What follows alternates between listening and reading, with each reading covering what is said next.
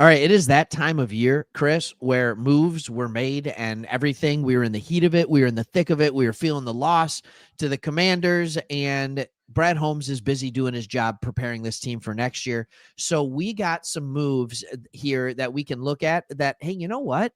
The Lions may have made, and people probably just didn't even see it.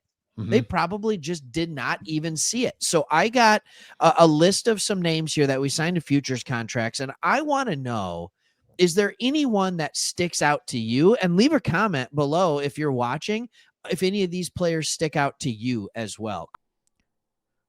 Today's video is brought to you by Manta Sleep. I got nothing here. I mean, it is completely dark.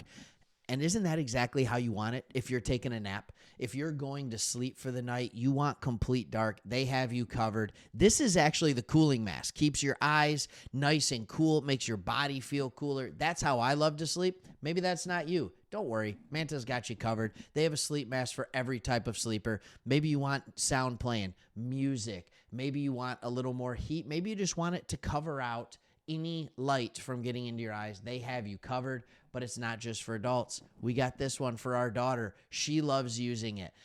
If she takes a nap, done. She's going to use this. But my favorite product thus far has been the Manta sound machine.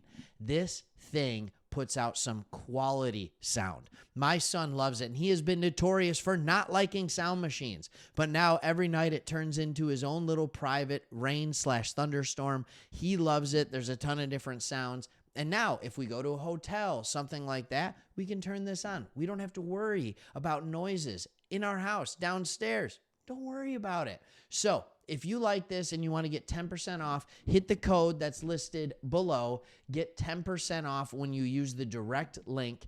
And hey, if you act fast, they have a special Valentine's Day offer until the 18th, where if you buy any mask, you save 50% on any mask accessory. Go check it out. Chris, when you look at this list, we got Jake Fromm, Tom Kennedy, Jamarco Hmm. Jones, Kingsley Gaquin, Chris Smith, Isaac Ukwu, some guys that actually played meaningful minutes for us. Abraham Beauplan. Hey, I know this is going to surprise you, but Ukwu and Beauplan both got hurt, and that ended their season. Duron Gilbert, Stanley Thomas Oliver, Lauren Strickland, and Eric Hallett. Do any of these names stand out to you? Yeah, I think Jake Fromm because I uh, agree.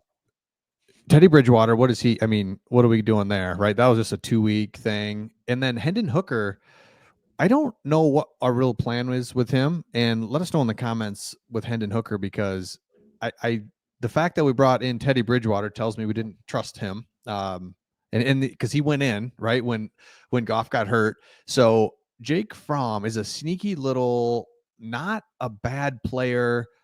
Again, is he our franchise quarterback? No, but I like this because it gives us some more options there at quarterback if Hendon Hooker's not the guy, and or if we need to trade Hendon Hooker. I don't know if we would do that. I don't know what we could get for him, but it does feel like he's got a high ceiling. We kind of know by now in practice what he is, but I feel Yep. like we could get something from or for him if some other team was like, you know what, let us get him. He was basically a Heisman Trophy candidate, and let's figure out Yeah. what we can do. So Jake Fromm sticks out to me. Jake Fromm sticks out to you. So here's another reason I kind of like Fromm. I think one of the other reasons I like Fromm in this is if you remember last year during preseason, he wasn't even on the roster in the beginning of the preseason. We brought him in, and then he ended up playing like the second half. I think Teddy Bridgewater, or not Teddy Bridgewater, that was the Hendon Hooker concussion game when we're like, are you kidding me? Like he finally gets to play and then he's gone. So then we end up bringing Fromm in. He ends up playing the fourth quarter and looks fantastic, which I get it. It's the fourth quarter, but of a preseason game. But at the same time, you're talking about a guy who is on the roster for less than a week, I think, at that time, wasn't Yep. getting any meaningful snaps, and he looked like he had a complete understanding of the offense, timing, rhythm, things like this. This guy, it's weird to say it, he's an NFL veteran by this point. He was drafted in 2020. And so he's year 5 in the NFL. He's kind of a journeyman. But if he's in the right system, can he have success? I think he can, but I want to go further on this Hendon Hooker thing. The Lions clearly don't trust him. But is there a world, Chris, let me ask you this. Is there a world where he just goes gangbusters in preseason next year, because in preseason he's going to be able to use his legs. He's going to be able to look good against second tier opponents. Can the Lions set him up to look really, really good? And if he does, is there a team like the Cleveland Browns or the Raiders or just a QB desperate team and what would they be willing to give? That's why this is so interesting. This is more about Hendon Hooker than Fromm, isn't it? Yes, exactly. And you're so right. Think of some of these teams that are dying to have a cheap quarterback. Browns is perfect. Raiders, complete. I mean, they have no options. So if they're like, hey, we'll give you or even Dolphins, we're pick. desperate to have a second quarterback. Yeah, we'll give you a third round pick. And we've seen them and we know, and we're just like, yeah, fine. You know what? We've got Fromm that can back up.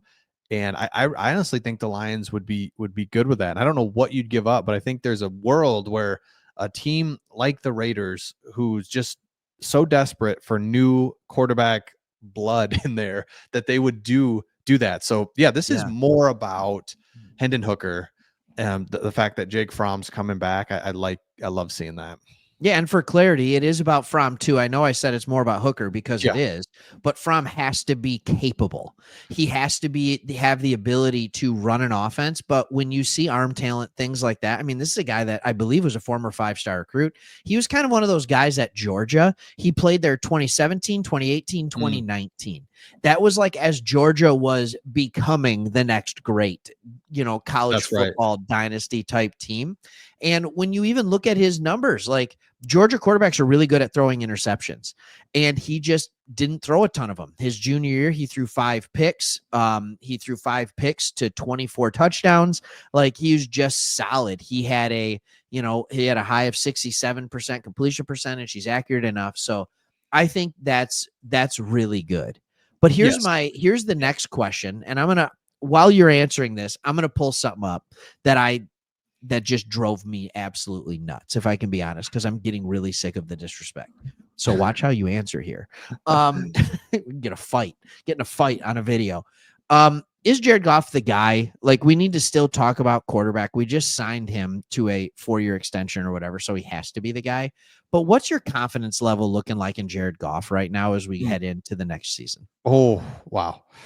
Yeah, I didn't know. No big deal. Just a nice, simple, easy question for you. Yep.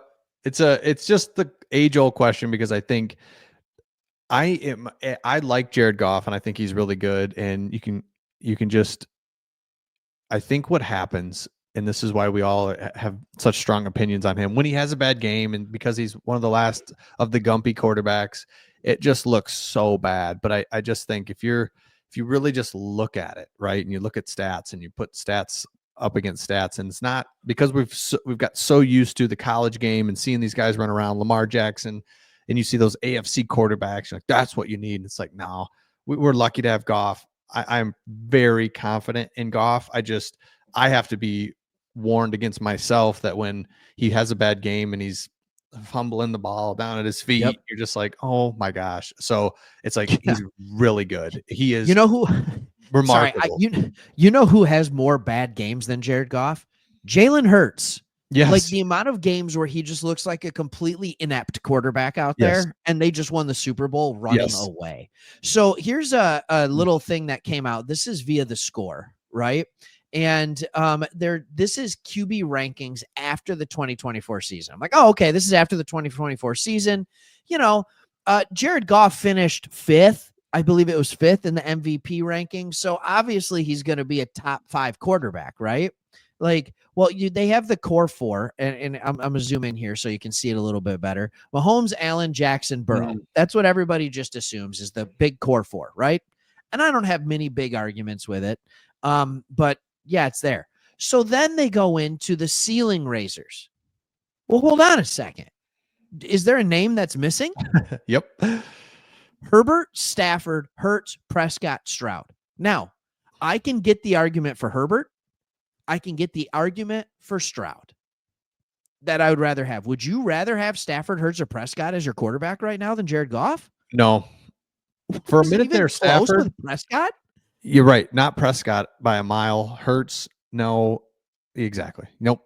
Sorry, keep going. And then it goes into knocking on the door And look at his numbers compared to the other players. It's just not even close, right? Yep. It's 72% completion percentage, more yards, and then it's the touchdown to interception ratio. And it's just like, even in their explanation, his steady presence gives the Lions a chance to soften the blow. It's talk about how he's improved every season since making the move, culminating in career best EPA per dropback. And then they're saying he's knocking on the door. Shut your mouth. He's not knocking on the door. He's an elite pocket passer. The Yes. Lions just have to build around that. And they have, because they've surrounded him with speed. Yep. And I'm not That worried was about dumb. not worried about him at all either with Ben Johnson. I think Ben Johnson instilled exactly what we needed, which was this confidence, this ability to run plays, trick plays, his just overall mind of the game, I think was great, obviously, and that's awesome. But I think now we're good enough, and he walked us through the transition of like growing together and stuff, and now it's like, all right, I'm pretty confident, and I could list them all. Our 8 all-star players on offense are going to be just fine. Like we'll be okay. Yeah. Now it's time to build the defense out, build the depth. So we're not going to get into that. That's a conversation for another video on another day. Chris, it was fun recording with you, man. And we'll see all of you on the next one. Peace out.